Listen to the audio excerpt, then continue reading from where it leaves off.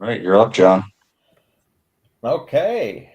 Are all the buttons pushed? Everything's up. Everything's running. Yes, yes. Good, good, good. And welcome everyone to Never Alone Recovery's live stream. We are joined with Brian and Krista, Sober Barbie, as usual, and we have a special guest, Trish Kane from down in Florida. Um, she is the owner of Healerverse, and I'm gonna let her talk all about Healerverse. But Trish and I are pals, and I'm very excited to have you on here. And I'm gonna, kind of just give us an introduction. Who's Trish, and what's Healerverse? Hey guys, good morning, good afternoon, depending on where you are. Good evening. I am Trish Kane. I'm the CEO and founder of Healerverse, and it's a platform that unifies spiritual and holistic well being worldwide. I found that there was a lot of problems finding practitioners to work with and also community around in the spiritual and holistic space and the well being space. So I built a platform to solve that problem in addition to other problems that I don't mention on social media. But anything from like mental health to addiction to just like stress, anxiety on the 3D level, but also on like the 5D level. It's like, we're on a spiritual journey. So like we need different people to show us where to go and what's out there, right? What's out there, and finding friends near us and virtually globally. And my story is I grew up in Long Island, New York, and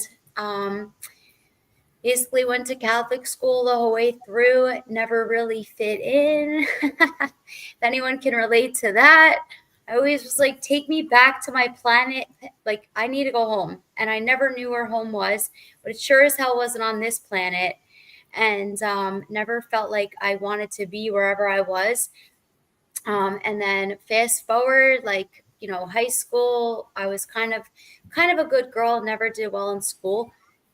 College, I drank a lot.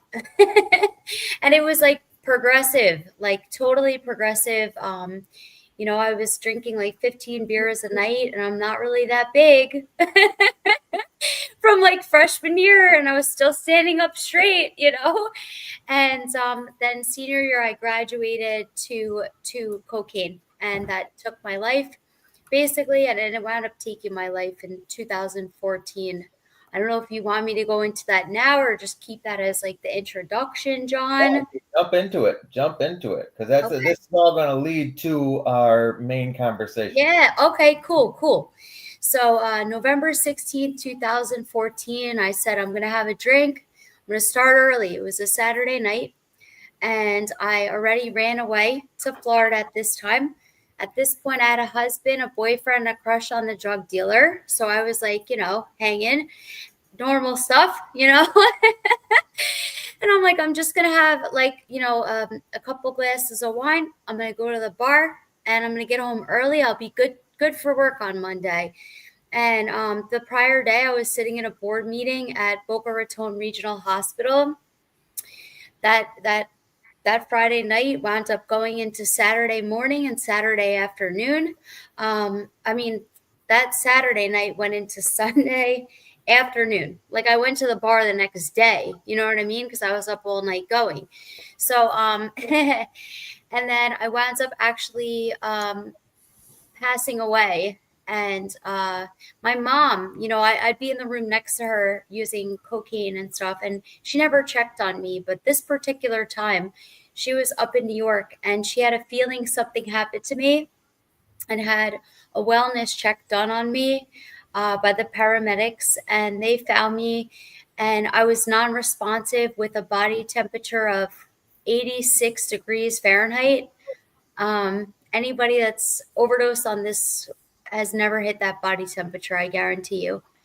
And I'm not cooler, trust me. I never thought that would happen to me like everybody else. You never think it's going to be you unless you're like, please be me, which I can relate to too. Um, and they resuscitated me twice and brought me back to life.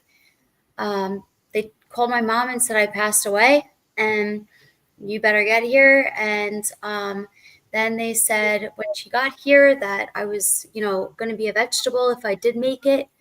And if I did, I'd definitely be brain dead. And, fast forward 9-day coma. My mom, basically, people in this fellowship that I was trying to attend but could never do step one, which is like once I start, I can't stop. When I don't want to drink, I wind up drinking again or drugging or whatever the heck, right?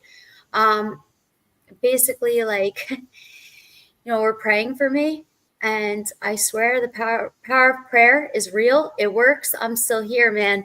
And then, so 9-day coma, 2 strokes. When I woke up from the coma, my left eye didn't move back and forth. This whole side of my face was droopy. I couldn't complete a sentence. I couldn't see. I couldn't feed myself. I couldn't use my hands or do this. Like I was messed up from this. And I did not think that was going to be me. I really want to like hit home that point, right? And also, I thought I could stop when I wanted to. I really believed that, and that was a massive problem. I said to myself, one day I'm going to be permanently stopped, but not today. You know what I mean? You never know when it's your last chance, basically. And I want to say too, I went to the other side. So I went through this tunnel, and I came out of my body, and I saw my feet and my legs, and there was 2 angel type people there. One was sure a second angel. One was like more of like a spirit guide or something. And like I literally was there, guys, and since then, like basically the doctor also, when I woke up, was like, do you know where you are? And I was like, hospital. And he was like, he was shocked that I was answering him, right? And I thought sure as hell I was in the psych ward because I'd been there a few times for like drinking way too much and drugging way too much and just doing dumb stuff and like a concern for my welfare, which I understand. And that's where I thought I was. I was like, damn, hopefully they didn't get me with the Thorazine again, So, and like I was shocked that he was shocked. But the most important thing that I had to tell people was like what just happened, that other side situation, right? I didn't know that was my body and my legs and my feet that were blue that I saw. I thought it was somebody else, and I stayed up for days after that 9-day coma saying, what the hell was that? Because it was the realest thing I've ever experienced to this point. And ever since then, I've been on this like healing and evolving journey. And it hasn't always been easy. Like 10 and a half years, more than 10 and a half years since that happened. I haven't wanted to drink every single day, but I sure as hell have, way less, like seldom, right? Sometimes it'll try to trick me. That's the thing with what I have, right? It tries to trick me into it. It's going to be different. It's been a long time, who cares? Like, or maybe I could just do something else. But I think it just, like also the spiritual journey is different for everybody. And it's kind of just like, it evolves. Like whoever I was hanging out with when this first happened is not my friends today. But also the people, when I got out of the hospital, then I went to the psych ward and the doctor said, there's nothing wrong with you. Stop drinking. That's what they said to me. Literally. And I knew that. Like I knew I had to stop drinking, but how? But there was people that had 20, 30, 40 years of not drinking. They knew something I didn't. I needed to like just tag on with them. And then I went to physical therapy, occupational therapy, and treatment. And then I moved into a girls' halfway house at 3 months. And I honestly had a different tone than most of the girls there. There was like 50 of us. Most girls aren't here anymore. And I'm probably one of the 2, if not the only one, maybe 2 out of that's still going, and I'm blessed. But and I know like the topic today is spiritual journey or spiritual awakening, spiritual experiences, like basically like nobody has to hit where I hit to come up. I had a lot of like bottoms before that, a lot of bottoms. They were bad, they were bad. It I didn't love happen. that. That's a big statement right there. We all, when you hit your bottom, when you Chills. stop digging, when you I stop know. Ooh, I like that. you hit your bottom when you stop digging. And And Trish, your story is so powerful, and everybody has a different story, right? I never died. I woke up in jail for the ninth time, looked in the mirror, and decided I didn't want to be that guy anymore. Yeah. And Krista's story is different, and Brian's story is actually they're very similar. Brian woke up in a hospital as well. How long were you in a coma, Brian? 30 days. 30 days. Had 2 strokes. I had the chills when you told that, and like I was fighting back the tears because our stories in so many ways are very similar, and like it brought me back. My accident is coming up on the 4th year anniversary. I was in an accident, so August 10th, 2021 was the day I passed away, and was in a coma for a month. So it's coming up, and to hear you share your story was like, wow.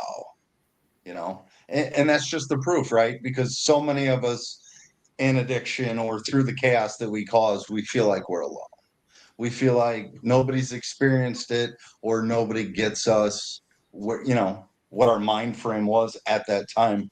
And I'm sitting here on a live stream with you, and I heard the same things. So I knew when you heard Trisha's story that you were gonna get all teary eyed. I knew it. I knew it. I knew it. I knew it.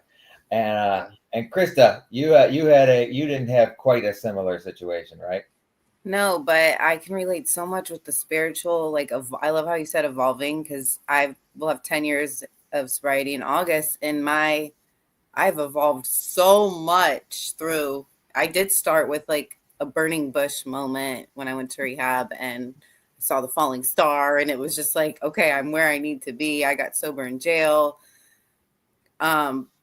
I can relate a lot, not as to the extreme level you went through, but wow. And I've always been real curious on people in a coma, because I lost my fiance 8 years ago, and he was in a coma for 3 days and then ended up passing away. He fell off a roof. And I always wondered, like, what was, because they're like, talk to them, they can hear you. And, like all those moments. And then I've met people that have like had spiritual like moments where they wake up and they remember. And then I talked to somebody who was in a coma and didn't remember a thing, and she's like, where was I for a couple days? And that is just so powerful, and proof that there's something bigger out there that that's gonna pull us out of this.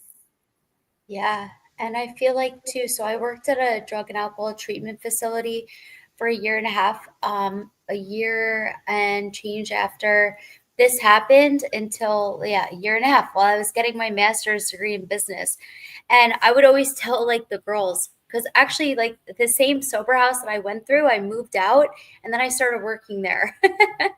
And it was a massive treatment facility. There was like 150 clients. So maybe there was more than like 50 girls in the house. And there was a guy's house too. And, I would always tell them, like, look for signs from people that have passed and come back to me. That's what I always said to them. I'm like, just try. And they would be like, Trish, And honestly, man, I could even cry thinking about that, because that was like really special to be able to give that to people. You know what I mean? And I think that's how I found God. It was like that was how I found God. The husband that I spoke about earlier, if he sees this, we're friends again, which is cool. That happened in year 9, by the way, or 10, like 9, year 9 and a half. His brother passed away a month before our wedding, and I was like this with his brother. And I used to always see ladybugs in the house in the dead of winter, and I knew they were signs from Richie. You know what I mean? And man. Whew, sometimes I can almost manifest a ladybug these days. Like I know it's coming, And like I remember I was at a CrossFit gym in Boca, and I had on these ladybug socks. And everybody's like, Trish, what's up with the ladybug socks? And I started to tell them about my ladybug finding God experience. And what do you think landed on me? I had just got these ladybug socks, a freaking ladybug. You know what I mean? And maybe like a month ago, I was having a tough day, and I felt something land on me, and I'm like, I already know what it is. And I look down and it's a ladybug. And they're not like vibrant flying all around here either. You know what I mean? And my like rehab that I went to was infested with ladybugs. Infested. Like they were everywhere. I'm like, dude, this is wild. Like sometimes it's a song or like some kind of an insect or a type of a bird. Like different birds for me represent different times of types of loved ones that passed.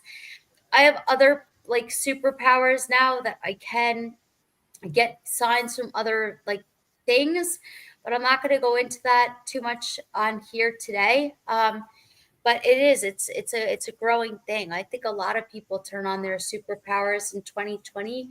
I know a lot shed it off of me in 2020, and it was scary at first because like who the heck do you talk to about this stuff? And I'm going to tell one more story if that's okay. So, Absolutely. And our next podcast, we're going to have Trish on, and it will be all about superpowers. oh, I love that. I believe all in this. I agree know. 100% with everything you're saying. Yeah, and everybody like has superpowers. I think it's about finding them, right? But so it was 2020. Yeah, mid 2020. And I went to my friend Colt's house, and like somebody had just passed away in that house. It was a 3-quarter house in Delray Beach, Florida. And he had this stone, right? And it broke. So he's like, we need to bury it. I'm like, all right. And I was like, let's bury it. You know what I mean? I don't know. Anyway, we bury it in the yard. And then all of a sudden the lights start flashing on the house. This is another way that like I get like signs. But the lights start flashing on the house. And I'm like, yo, what the hell, Colt? You know what I mean? I'm like, this is like next level. Like, and then we like, it was just on the front of the house. And then I was driving home that night, and this girl that was struggling, that I was trying to chase around Delray Beach, Florida, the freaking rehab capital, that I was really good friends with, that went out. She called me, right? First, there was this guy crossing the street, clearly drunk, main road. And I'm like, oh my God, he didn't even look. You know what I mean? So I'm like, I need to probably call the police, just not on him, but to help him, because I'm not going to stop. Like, you know what I mean? And because you could tell he's definitely drunk or like on meth or something, the way he's acting, right? It's evident. And anyway, my phone rings, and on my phone it says this girl's name, and for like privacy purposes I'm not going to say who it is, right? And then but on my car it says a different name, and it says Carissa Hiltz. She was on that show, Intervention. Carissa Hiltz, right? She was I knew her. So anyway, Carissa Hiltz died 3 years before that. Tell me how she's calling me right now. And she got hit by a car. That's how she died, but she was under the influence. So like I'm like thinking, should I call the cops to help this guy? This other girl's calling me, and it says on my phone one name, but my car says another name of somebody that passed away. You've got to be kidding me. You know what I mean? That's never happened to me again. And then when I went home that night, I saw her in my house, and I called one of my like spiritual advisors, and I'm like, Jacqueline, like what the hell? She's like, she knew Carissa too. She said, Carissa always messes with me. And she was goofy like that too. She kind of wanted to beat everybody up, but she couldn't beat me up because like, how are you going to beat me up? You know what I mean? So like there is stuff, you just have to be open-minded, I think, right? Absolutely. Yeah. Open-minded is the key. Open-minded is the absolute key. And that brings us right into our topic. See, I told you this all goes full circle. It's perfect. We definitely already started the topic. Absolutely. And the topic is, why is a spiritual awakening necessary in recovery? So let's first off start by defining what is spiritual awakening. And it's probably got different. I mean, there's 4 of us here, and we probably all would define a spiritual awakening differently. And you guys, found the beginning of a spiritual awakening in a hospital bed. We found that Krista and I found the beginning of a spiritual awakening in a jail cell. None of those sound fun. All 4, they all suck. But let's define what is a spiritual awakening. Who wants that? Anybody? I want to start. Go ahead. I think you're going to find it in the darkest spot. You're going to find it in your darkest moments. And that is proof in all of us right there. It's the light that we need to get out of that darkness. I grew up like you, Trish, Catholic, and religion like implanted in me, and I always felt like I had God, but I didn't know how to connect it all together until I was in such a dark, dark place and desperate. And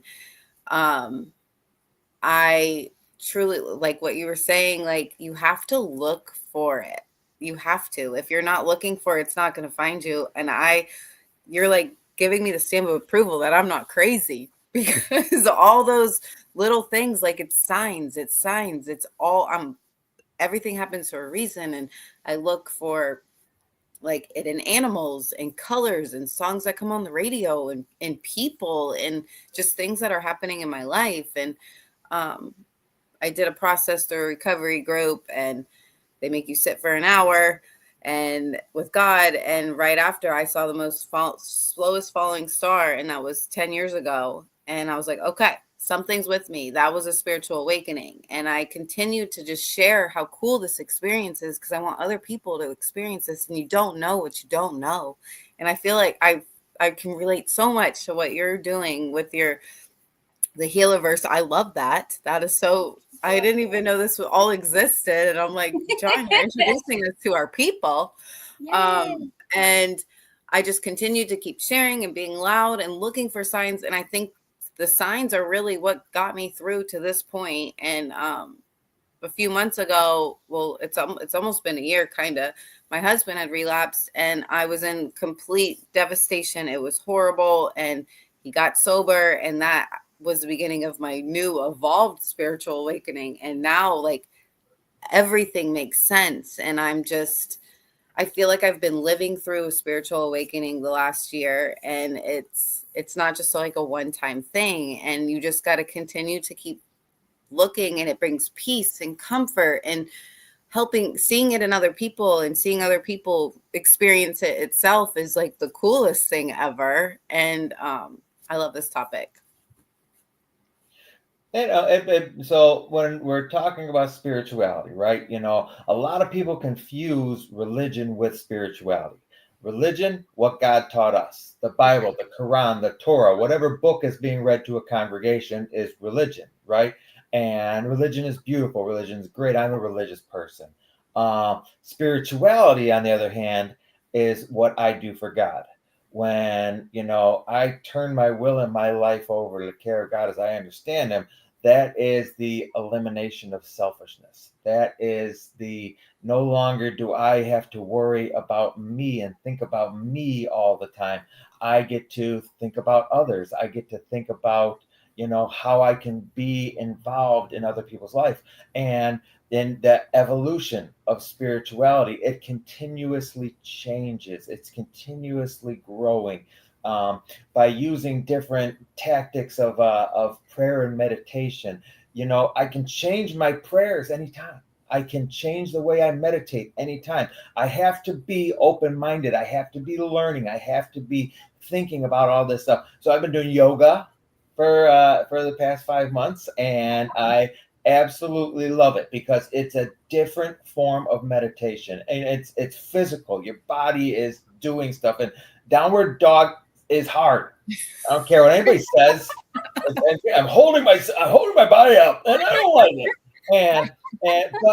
But the breathing techniques, just breathe in God, let out the world. Breathe in God, let out the problem. Breathe in God, let out work, and just focus on this calm, serene potential life. And it's beautiful, right? So this topic in particular, how a spiritual awakening is paramount for recovery. I mean, it's anybody who's going to have good long-term sobriety, has a spiritual awakening, and it's necessary because with that comes acceptance, patience, tolerance, love. The biggest thing that we're given with spirituality. It's awesome. Brian, what you've been over there quiet. And what is spiritual awakening? Why is it necessary in recovery? So for me, spiritual awakenings are awareness of, the things that are going on in my life. An active addiction, I was dumbed down, we'll say, or numb to everything that was going on around me.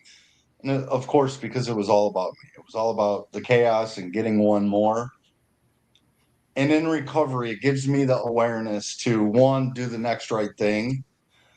And it shows me those glimpses in my life that were always going on. I was just too clouded to see them.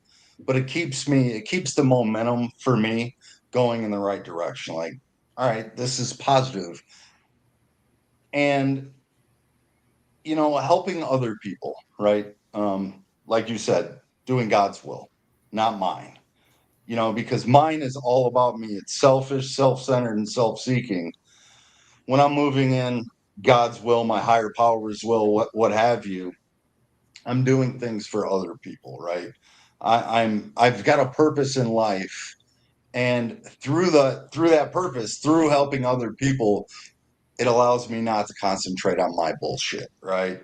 Because I can overthink, I can obsess, it's all about me. So spiritual awakening keeps me focused and centered on other people, not just myself. It keeps me making efforts or strides to do the next right thing. And I don't know, I used to be confused. In the 12-step fellowship that I attend, I would hear people talk about, have you had a spiritual awakening? As it's a singular event, right? It's like this one thing that happens, and it's like, all right, that was my spiritual awakening. Now I ride the momentum of that one event. But that's not been my experience this time in recovery. It's a multitude of spiritual awakenings that keep me focused in the right direction. It's not a one-time thing. It Spiritual keeps awakening me, over and over again. I love it. yeah. Every Yeah. time you get a ladybug on you now, you're going to be thinking about it. Yeah. Exactly. Okay, so that brings us to I want to kind of dive into this because we're talking open-mindedness, we're talking spirituality. I want to, Trish, you're an expert. Healerverse is all sorts of these different holistic methodologies, and these things are increasing spirituality. So, like, can you kind of dive into what Healerverse is and what all of this means for spirituality and recovery as well? Sure. So my allergies are crazy today. It's hot here in sunny South Florida. Okay, so basically, like, I wanted to give practitioners a place to be able to manage their whole business in one place. It's called a SaaS platform. But when you log in there, it looks like Facebook, but the conversation is very different because Facebook was getting really depressing. You know what I mean? The conversation's different, and you're who you hang out with. So, and basically, what we have is practitioners that you can work with, events, like people are welcome to put events on there. If they're in this realm, it could be a church thing too. I wanted people to be able to find friends near them, events near them, practitioners near them. And also there's courses on there that are only from the verified practitioners. You could private message each other. We also just did a huge event in Miami 3 weeks ago, and a lot of the practitioners flew in, and some of our angel investors, and John wasn't there, but anyway, so not financial advice, I guess. Anyway, so we had like breath work and different types of meditation and different motivational speakers and brain heart coherence. The more good that we see, the more good that's created, and the more that we see things that aren't so good happening in the world, the more of that's created. It's just nature. Like it's the more, which we know a lot about us here. More. So yeah, we're going to be doing a lot of events and stuff. Next week, I'm speaking at 2 events in New York, and then I'm going to do a mastermind in the city. And I really want to like bring people together and to find out what's out there, because that's the thing. Like, it is a journey. And like the practitioners that I used to work with, I no longer work with. It's the same thing as like getting a guide in a 12-step program, or maybe the church you used to go to, you don't resonate with anymore. You want to go to temple or whatever. But what's so cool about, I think what we all probably believe, I can only speak for myself on this call, is that like you need your own conception of things.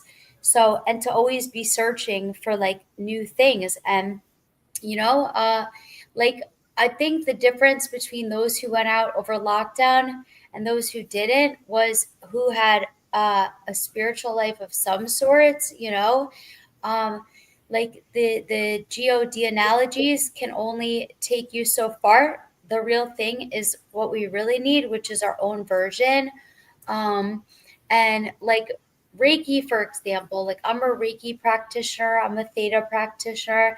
So I'm able to take people to like the seventh dimension, or the seventh level of existence, which is just basically taking people into hypnosis, or taking them into like the REM sleep. When you first wake up in the morning, like your eyes are kind of like fluttering, and like theta state. And from there, you can literally manifest anything. You can remove limiting beliefs and also blockages within ourselves, and like create new pathways. You know, now these days, there's also a lot of technology and stuff for that. So there's like different biohacking things that people are doing, that are really helpful.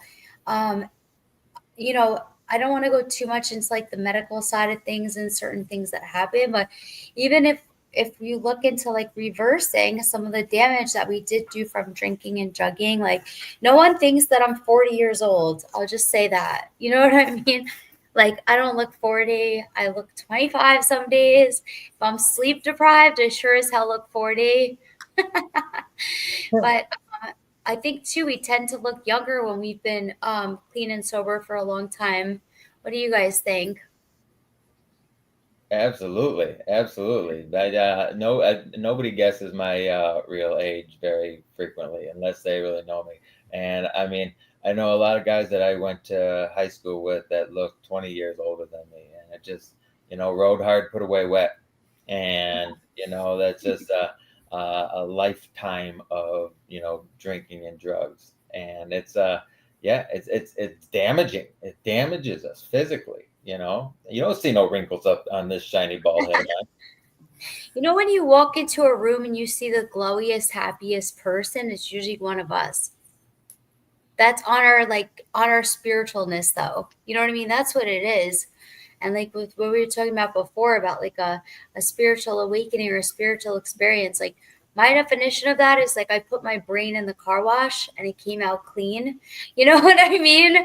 Like that's all it is. It's like a mind rearrangement. All of a sudden I start to see things as half full. I have hope again. I didn't have any hope when I was like hiding in the closet. That was awful. Awful, man.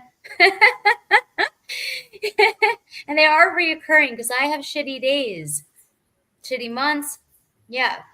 And then I'm like, oh, yeah, I know what I need to do. Some basic things too. Because we're also humans. Like, we need to have that human experience. We're supposed to like touch the stove and get burned. You know? We are. We're supposed to have. We have character defects. We have shortcomings. Where do these character defects come from? We're everything. We're taught everything is God. So God is everything or God is nothing. So my character defects, my shortcomings are God. Why do we fall? To learn how to pick ourselves back up again. How do I get rid of my shortcomings, my character defects? I ask for God to remove them. It's pretty simple. And so, it's all a lesson in humility. It's a huge lesson in humility. I need help. God, help me with this. Take away these flaws. And who makes up which flaws are your me? I don't like things about me. I want to change them. I want them to be gone. And I'm telling you, the power of prayer. It's just so crazy. It's so crazy. So as we've talked, I've evolved. My praying has changed. When I started in this program, I had no concept of God Didn't want it, didn't need it, no thanks. My first sponsor told me, if you want what we have, we pray.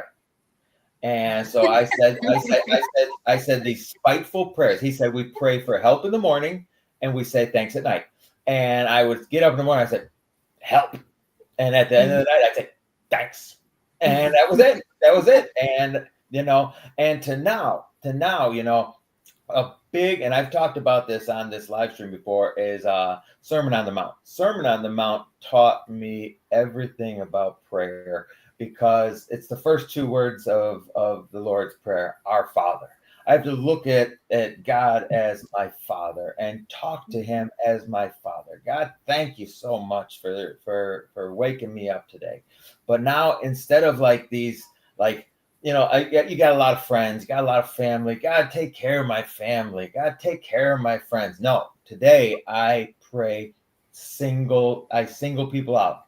And the other day, so I prayed for a buddy of mine, and it was that morning, and I prayed and I said his name and I said, God, help my friend and this and that. And I get a call 2 hours later. I'm getting a little God bumps right now. 2 hours later, I get a call, and the same thing I had prayed for just had happened. Dude, it was the power of prayer. And, and we're taught, I'm not supposed to pray for myself. Why not? Why not? If I don't ask, I can't ever, what? God, help me out, dude. If I don't ask, I'm not gonna get it. So I have to at least ask. I might not get what I want in especially in the time frame. God's slow, but it's going to happen the way it's supposed to happen. And by evolving and growing and taking suggestions and just learning more and more. And blessed God, are did you those. say God is slow? He's slow. God's slow. I'm telling you, God and me. We're not as fast as you. I'm quick. Let's go.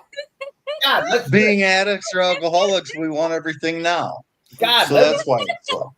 God, give me $1 million. God, give me $1 million. God's not going to just pop $1 million in my bank account, but God will give me an education and get me employable and help me find a job and enough to where I can earn my own $1 million. So yeah, God's slow, but always comes. And the power of prayer, I just keep thinking, Trish, the beginning of your story, your mom's prayers literally saved your life. Yeah. That's just that intuition. He gave her that feel that something was wrong. And if that didn't happen, you wouldn't be here. No. And then John, the character defects, they're coping mechanisms, they're, I'm on that step right now. So character defects, but they keep saying they're coping mechanisms, and they're just how we try to get through life. Yeah. We gotta do the opposite. When the pain gets great enough, we get rid of those too, and then they come back though. The same ones come back. Yep. And then it's like, how the hell did I go back to that? And I don't usually ask God to remove them, honestly. Maybe I did in the beginning, but today I feel it. It hurts. You know what I mean? It's painful. Embracing. Yeah. And then I'm like, damn, I got to do something different. Last year I had a bottom with that. I'm like, I can't be this way anymore, whatever. Just the whole thing. I had to step back and almost start fresh, Okay, so I am currently in our comments. We're getting a lot of comments right now, and we've got some really good ones. And I'm going to call out one. Michael Whitmire, question, he says, how do I accept humility? Thanks for the question, Michael. Thanks for commenting, and thanks for watching our little live stream here. Anybody want to talk about that? Anybody? Yeah, I'll talk about humility all day long. That's my favorite topic. But how do I accept humility? Humility is a choice. It's weakness is a reality, and humility is a choice. So you got to actually put a little work into it.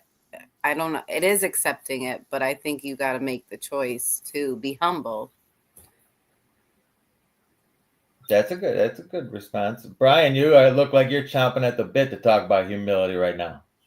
Well, it's kind of like I shared a couple minutes ago with, spiritual awakenings and doing the next right thing and helping other people. It helps me remain aware that I am not the most important person on the planet. Others have needs and others have feelings. My problems aren't worse than your problems.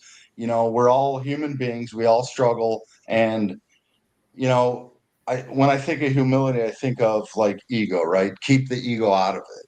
Because what's ego stand for? The acronym edging God out, right? When I focus on other people's problems, realize I'm not the most important person in the room. I used to struggle at meetings where I'd be like, man, would you shut up? I want to share. It's all about me. I have to remain humble, or, have that humility that other people have problems too. Other people need to share, or other people are important. That's what I think of. Trish, what do you think about humility? I just want to say that I didn't even know what any of these words meant when I first started. You know what I mean? I didn't know what anything meant. And I basically had to Google everything because I didn't have conversations with people growing up, or discuss feelings or anything like that. So I didn't know how to articulate these things, and my vocabulary was not in alignment with any of this stuff, especially describing self and how I could better myself. But yeah, it's getting great sized. And sometimes I get knocked on my ass because of my ego, and sometimes I do have a big ego because sometimes I feel like for me that goes with me also being a lot of my masculine, which is not in alignment, but something that I need to do to with my day-to-day job and what I'm doing. And yeah, it's just misalignment with helping others and serving God. And I think too, my definition of that today is different than what it was 10 years ago. So as I learn and get to know myself, my ego will change as well for what it's trying to do. And really it's just trying to protect me, my inner child Trish, just wants me to make sure to know that I'm safe and protected. And when she's scared, she could be a jerk, or just stand tall and brave. And I guess this is being humble right now, right? Saying that I could be a jerk sometimes. And that's kind of what it is. It's just, being vulnerable enough to know when you're out of alignment and when you want to be better and do better things for others. And everybody really is important and special, and we're all one and equal. I really believe that. But it's like an ultimate misalignment. Yeah, for me anyway. And it has a lot to do with me having to be my masculine a lot when I'm in my ego. It's misalignment. But also, how do you balance that, right? Because it also is important to have a little bit of an ego, otherwise we wouldn't have it, right? Yeah, so absolutely. It's necessary for self-preservation. You got there has to be a balance between looking out for yourself, but you still got to look out for yourself. You got to go to work. You got to have a job. You got to make money. You got to pay bills. I don't know if that's necessarily ego, but I'm a sales guy, and sales is competition, and it is why do they buy why are they going to buy from you? Because I'm better than the other guy. Ooh, that's a tough one to say. It's a tough one to say, but if the shoe fits, there's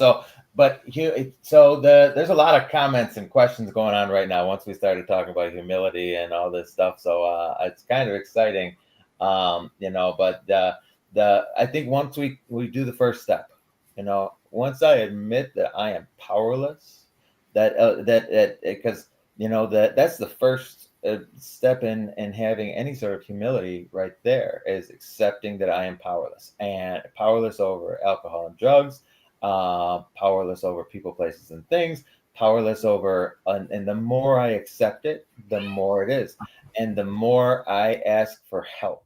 That's enormous. Asking for help and continuing to ask for help. I'm 21 years sober. I still go to meetings and I'll bring up a topic every now and then. If something's going squirrely in my brain, I gotta get it out and I gotta ask help. And when I am with my friends, with the people I trust and love, and I'm talking to them about my issues, and they're giving me suggestions, offering, their experience, strength, and hope. That's God talking to me. That's it. That's how I've, gotten through everything. Everything I am and everything that I will be is because of sober people like you guys that have steered me in the right direction and keep steering me and keep changing. I'm telling you, if you'd have talked to me 2 years ago and said you're going to be doing yoga, I'd have been like, "Are you crazy?" And but then I met Trish and look at, she popped off, so I can compliment her now. I'm telling you, it's down south. We're in hurricane season. It could be Wi-Fi. Okay. That happens. But yeah, we've got all sorts of comments and questions coming in, and and hopefully we were able to answer some of these questions for Michael, his questions about humility. He's new to the steps, and hopefully we were able to give him some sort of how we see humility, at least. And then we've got Susan. How does being humble and humility differ? I think we kind of got into that. Acceptance and awareness from Tim Ketty. And dude, this is awesome. This is awesome. People are they have questions. And granted, we don't have all the answers. We just have our experience, strength, and hope. And hopefully this has been rewarding for them. Brian, any closing thoughts? Tell us about Never Alone Recovery.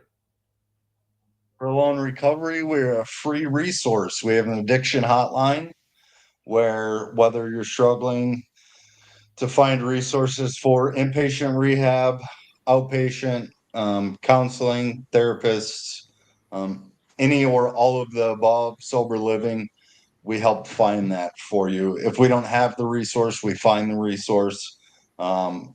Check us out. Every Wednesday, we have our support meeting on Zoom. You can go to Never Alone Recovery Facebook. You can check us out at neveralonerecovery.com. We also have every Tuesday our meetings with Sober Barbie here at 8 p.m. Eastern Time. Check us out there as well on the Zoom platform.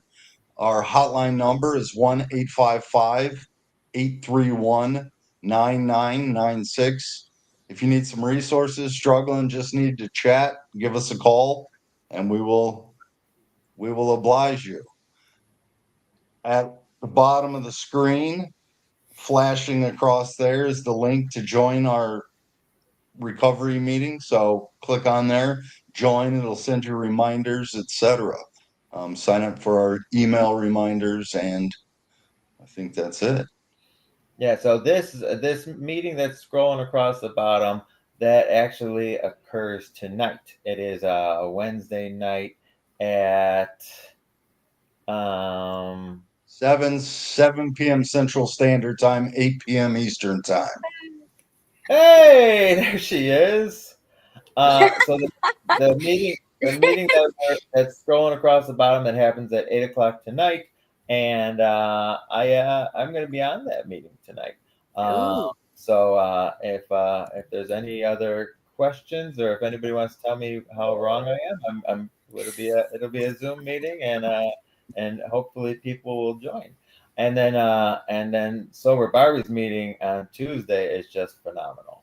These are both Zoom meetings, and I love Zoom meetings just because you get, people all over the country, all over the world that can jump into these. During COVID, I was on a lot of Zoom meetings. I mean, And you're comfortable. You're at home or wherever, I attended a lot of meetings in Ireland, and it was so fun. It was so fun. Oh, how cool. It was so fun. And, we're all in different places right now, South Carolina, Indiana, Florida, and here we are able to, basically have a meeting, learn about Trish and all the awesome things she's doing. Trish, if anybody has questions or comments, what do we do? About Healerverse and stuff like that. I'm sorry. I know. I want to find you. Oh, yeah. Yes. So the website for Healerverse is 5D, like the fifth dimension. That's where I went when I died. Healerverse, HEALER verse.com. And you can also find me on Instagram at Trish Kane Healerverse. But if you want to contact me directly, my email is Trish Kane, Kane, at 5dhealerverse.com. And I'm sorry that my computer was humble as well and kicked me out. Yeah. Krista already made excuses for you. It's hurricane season. She's been battling technological issues. I knew you'd be back. Yes. It's not live streaming on my Instagram anymore, but that's okay. But this but not with me. This has been so phenomenal, and I love, and granted, the four of us can sit and talk about spirituality and how the spiritual awakening is necessary for recovery. We could be on here for 3 hours, talking nonstop about this same topic, and we've brushed up on a lot of different things. Hopefully, we were of service today, and Trish, we're gonna have you back on here again soon because we got superpowers to talk about, and yes, this has just been great. Hopefully everybody's enjoyed watching. We're live every Wednesday at the same time, and oh boy, there's the puppy. He helps God backwards his dog. So facts. If you guys only knew how many times Trish and I have been on the phone where she's actually had me on with the dog. This is we're old pals. We're old pals. Any closing comments? Anybody got anything? If not, we're gonna let everybody go. Brian, thank you, Trish. This was awesome. So let's go back to how it used to be. So at the end of the live streams, when it was just Sober Barbie or Krista and I, we'd always end the live stream with a quote. Each person goes through and says their favorite quote or just a quote they like. I'll go first. He was ready. Trish kind of talked about it today a little bit, but show me who you walk with and I'll tell you who you are. Who's next? Good. Show me who you walk with, and I'll tell you who you are. That's a good one. I'll go next. You don't know what you don't know. So always just be open to learning new things. I mean, you can't blame yourself or be hard on yourself for not knowing. Point of leaders is to create more leaders, not followers. Oh. I read that in an entrepreneurship book once, and it resonated. I'm gonna stick with one I already said earlier. And God is everything, or God is nothing. And when I choose to make Him everything in my life, man, life is so good. All right. Love it. Thanks everybody. This has been phenomenal. Thank you. So nice to meet you guys. And John, brother, I love you. Love you.